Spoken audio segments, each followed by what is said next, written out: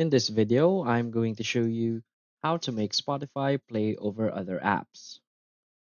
So please watch the video until the end and follow this tutorial step by step to avoid making mistakes. So let's get started. So the first thing you want to do is to go open your Spotify app, and from here when you try and play a music, it will automatically play when you close the Spotify app or when you're browsing other apps.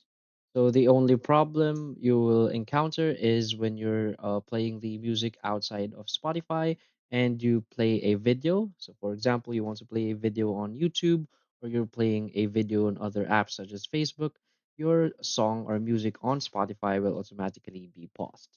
So there is no released step to do to make Spotify play over other apps. What you want to do is simply play a song on Spotify and you're good to go. So if you find this video helpful, please hit like and subscribe. Thanks.